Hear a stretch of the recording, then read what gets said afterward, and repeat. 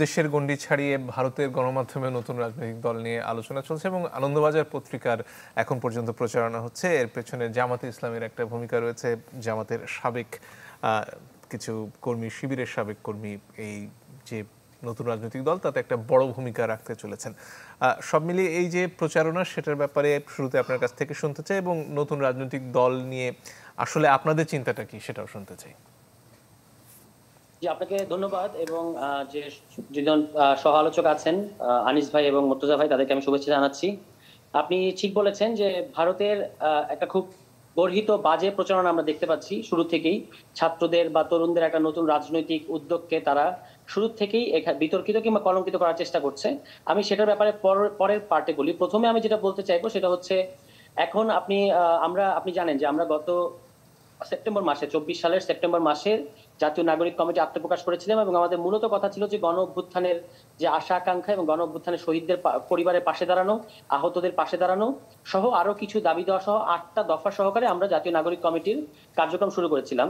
কিন্তু এরপরে আমরা যখন এটা নিয়ে কাজ করতে শুরু করেছি, করার পরে বিশেষত জনগণের মধ্যে তরুণ অংশের মধ্যে আমরা দেখেছি তারা আমাদেরকে যেটা বলেছেন যে আপনারা একটা রাজনৈতিক দল হয়ে আসেন, তাহলে যেটা হবে যে বাংলাদেশের জনগণের এখন যে একটা রাজনৈতিক শূন্যতা তৈরি হয়েছে সেটাকে আপনারা পূর্ণতা দিতে পারবেন। তখন আমরা সেই কথার ভিত্তিতে আমরা গত 16ই ডিসেম্বর, 24 সালের 16ই ডিসেম্বর প্রথম আমরা প্রকাশ করি যে আমরা আগামী 2 মাসের মধ্যে একটা রাজনৈতিক দল হতে যাচ্ছি। এবং তারই ধারাবাহিকতায় গত 2 মাস আমরা এক্সটেন্সিভলি কাজ করেছি রাজনৈতিক দল নিয়ে। এবং এই ফেব্রুয়ারির আমাদের কথা ছিল তৃতীয় সপ্তাহের মধ্যে আমরা দলটা করব। তো সবকিছু মিলে চতুর্থ সপ্তাহের মধ্যে দলটা আসছে। এটা আমি মনে করি যে বাংলাদেশের জন্য একটা ঐতিহাসিক মুহূর্তের দ্বারপ্রান্তে দাঁড়িয়ে আছি আমরা। এবং যে যে সংবাদটা আপনি পড়লেন সেখানে আমাদের নেতৃবৃন্দ যে কথাগুলো বলেছেন, এগুলোই আসলে আমাদের প্রত্যাশা। আমরা জনগণের কাছে আপনার চোখে নতুন বাংলাদেশ কেমন সে বিষয়ে ক্যাম্পেইনে নেমেছিলাম অনলাইনে এবং অফলাইনে। সেখানে কিন্তু জনগণ আমাদের কাছে কি কি চায় তার একটা ধারণা আমরা পেয়েছি যে নতুন রাজনৈতিক দলের কাছে জনগণের প্রত্যাশা কি, কিংবা নতুন বাংলাদেশটা তারা কেমন দেখতে চায়, এবং দলের ভেতরে যেটা আন্ত পার্টি যে গণতন্ত্র সেটার ব্যাপারেও জনগণের মতামত কি, সেগুলো তারা আমাদেরকে বলেছেন। এবং আমরা এখন গত এক সপ্তাহ প্রায় 24 ঘন্টা ধরে আমাদের একটা ডেডিকেটেড টিম কাজ করছে সেই জনগণের সেই কথাবার্তাগুলোকে উঠিয়ে আনার জন্য। এবং আমরা তার ভিত্তিতেই আসলে পরবর্তীতে আমরা যখন কর্মসূচি, নতুন দলের কর্মসূচি যখন আমরা ডিক্লেয়ার করব, তার মধ্যে আপনারা এগুলো রিফ্লেকশন গুলো দেখতে পাবেন। ফলে আমরা আমাদের জায়গা থেকে বলেছি যে এটা একটা মধ্যপন্থী দল হবে। কোনো ধরনের মতাদর্শিক রাজনীতি, বাম ডানের যে মতাদর্শিক রাজনীতি, এই দল সেই ধরনের কোনো রাজনীতি করবে না। মূলত নাগরিক অধিকার ভিত্তিক, মর্যাদা ভিত্তিক এবং বাংলাদেশপন্থী একটা রাজনীতি এই দলটা করবে। এবং সার্বভৌমত্বের প্রশ্নেও আমাদের খুব শক্ত অবস্থান থাকবে। পাশাপাশি আমাদের যে এখানে নির্বাচনী ব্যবস্থা সহ রাষ্ট্রের স্বৈরতান্ত্রিক যে ক্ষমতা কাঠামো, তার বিরুদ্ধে গিয়ে একটা গণতান্ত্রিক রাষ্ট্র কাঠামো, গণতান্ত্রিক একটা সংবিধান এবং এবং তার মধ্যে জনগণের মৌলিক অধিকার নিশ্চিত করে এমন কতগুলো বিধান আমাদের প্রাথমিক বিবেচনায় থাকবে। তার বাইরে অর্থনৈতিক কর্মসূচি হিসেবে আমরা বলেছি যে ক্ষুদ্র ও মাঝারি উদ্যোক্তারা যেন এখানে ফ্লারিশ করতে পারে তার জন্য বিশেষ প্রণোদনা এই দলের তরফ থেকে কর্মসূচিতে থাকবে।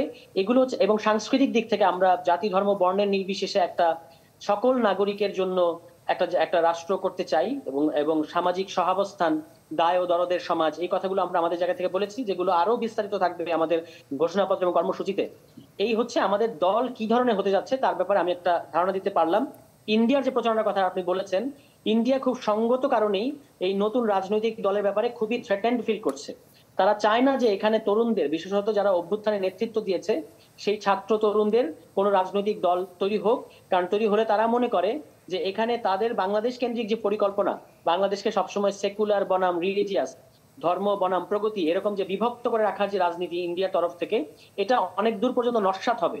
কারণ আমরা আমাদের দিকে শুরু থেকেই বলেছি যে আমরা ধর্ম বনাম প্রগতি করতে চাই না, আমরা শাহবাগ বনাম শাপলা করতে চাই না। আমাদের দলের মধ্যে আপনি ঠিকই বলেছেন যে এখানে সাবেক শিবিরের অনেকে আছে, বাম রাজনীতি করেছে একসময় তারা আছে, যারা কওমি অঙ্গনে তারা আছে, যারা মধ্যপন্থী তারা আছে, এবং যারা কখনো কোনো রাজনীতি করেন নাই কিন্তু নানা ধরনের সামাজিক অ্যাক্টিভিজম করেছেন, এই ধরনের মানুষেরা আছে। এবং তারা প্রত্যেকেই কিন্তু আগে যে ধরনের রাজনীতি করেছেন কোনো না কোনো ভাবে তারা মনে করছেন যে তাদের সেই রাজনীতিটা ঠিক যা হওয়ার কথা সেটা হয় নাই, এই জন্যই তারা সেটা ছেড়ে দিয়ে এখন নতুন রাজনৈতিক দলে আসছে।